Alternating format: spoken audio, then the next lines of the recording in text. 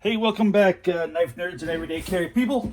It's your big Canucker here, and I've got something I want to show today, and I want to show you how to install a sharpening choil in your particular knife. Now, this particular knife here is an absolutely piece of, I don't even want to say it. It's a terrible, terrible knife.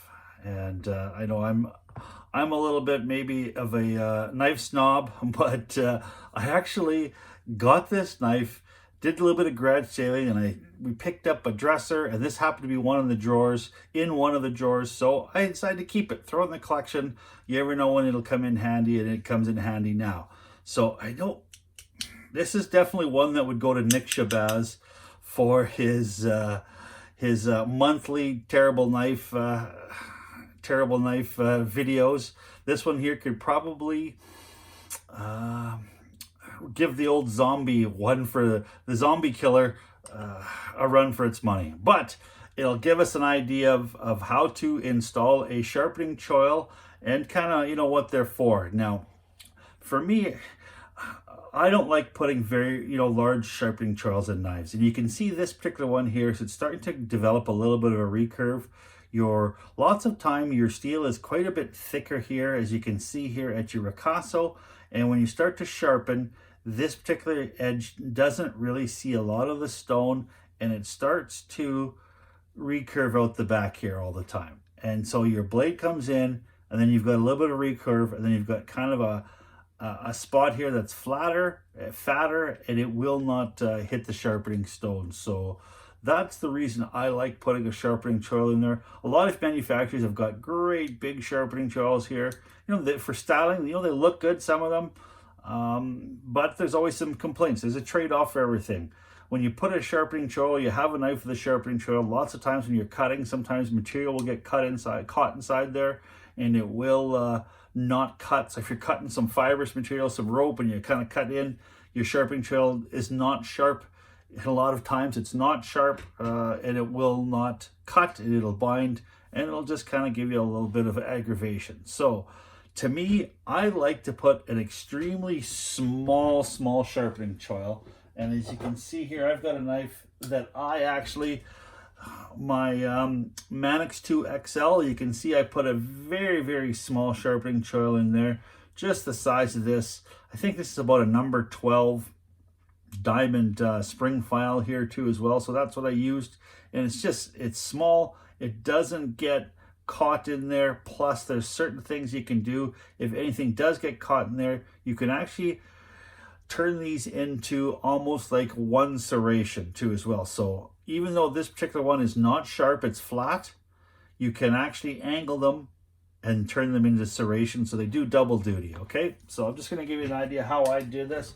Now normally if I was dealing with something that was, like my Mannix XL or my Paramilitary 2 or something like that, I would take some tape, and you want to tape it around the pivot, because you are dealing with diamond grit, because no matter how much or how expensive your diamond files are, they are going to lose a little bit of grit off there, and you don't want that in your pivot, because it will feel gritty, it'll feel awful, and it'll definitely affect the performance of your knife. So tape up here too as well. Some guys will even tape the rest of the blade too as well, depending how sharp they are. I just can't happen to find my tape, so I'm not going to tape it up. Plus this is a little bit of a POS knife anyways. So just to give you an idea too as well, is you definitely don't need to have round files to put in a sharpening choil. There's other things you can do. So this is a little kit that I happen to sell with my company, Worth Canada. They're round diamond files, but you've also got these little small automotive files that'll work too as well, depending upon what you're trying to file into. This one here has got the little round file. It's got a little triangular type file. Even some of your flat files in a pinch will do it too as well. You've got this one here, which is kind of a really skinny file, but if you take it and you place it right on an angle, it will bite in there too as well, almost like you're dealing with a saw. So you can use a multitude of things. This here is a little stone I got and it's actually for sharpening serrations. So once you've got your choil filed, you can actually use something like this to sharpen up the choil and turn it into a serration. Or you can even do, in an absolute pinch, you can actually use, this happens to be a Lansky coarse stone. You can use the corner of that too as well to get in there, and it will actually cut into a blade too as well. But you are going to sacrifice some of the corners of your stone if you decide to do it that way. So I think the best way to do it is actually with one of these round diamond files, and I'm going to show you how I take care of it. So let's just assume everything is taped up. You want to grab your blade, and some people will put it in a vise. I happen to think it's great just holding it by your hand, and then you just take your diamond file. Some people will start right at the ricasso here, and you just basically will go up like that, back and forth right at your ricasso.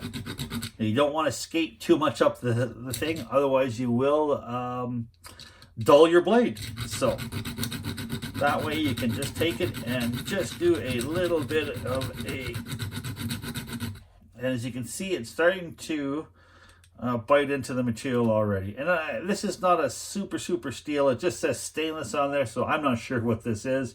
Could be a 4160. Heck, it might not even be stainless steel. It might even be zinc for all I know. This is a Chinese-made type of gas station knife, so I'm not sure what it is. But you can see it's starting to bite into there, and then now you want to go on the other side. And this is just to give you an idea of how, there. Now, just to keep everything nice and even.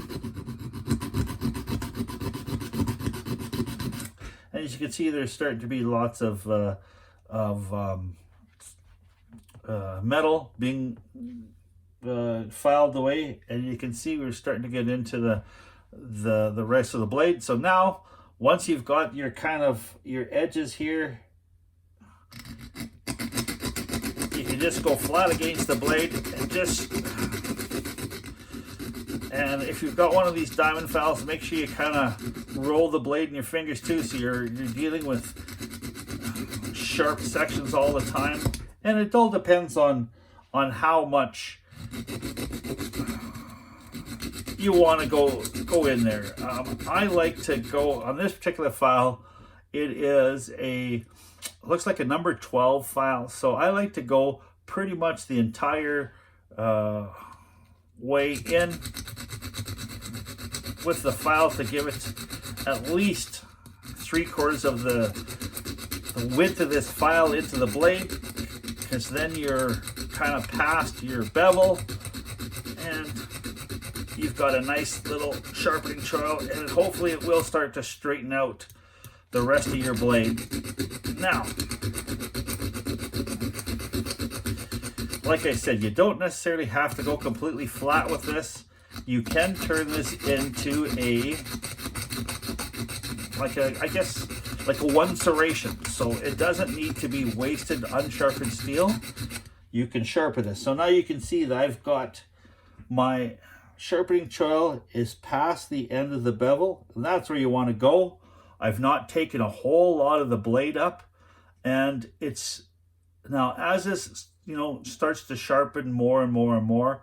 I mean, you could take this with your spring file and you can keep on sharpening down and more and more and more that you need to, but just this little tiny bit here of sharpening choil will make a huge difference in when you are sharpening this knife, and it will bring back that little bit of a recurve that's starting to develop.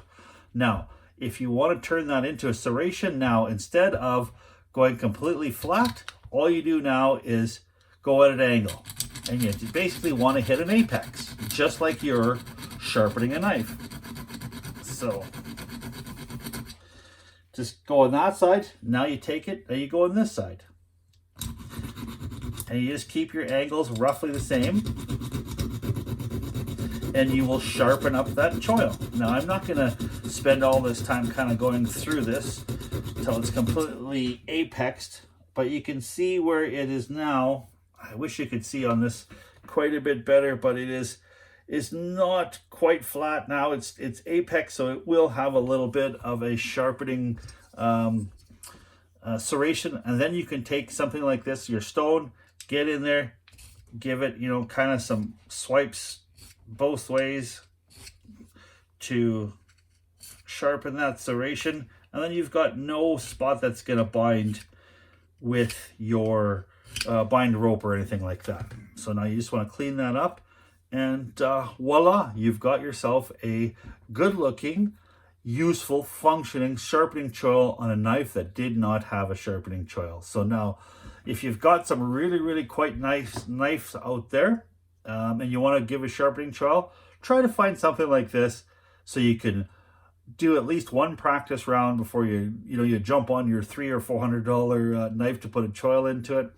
And to me, when it looks factory, it's functional, and it really helps out your blade staying nice and flat, and the way it was for the manufacturing, you don't get that little recurve in there. So I hope that will help somebody out. I hope you have yourself some fun. If this is something that you enjoyed, please like and subscribe. I really appreciate it.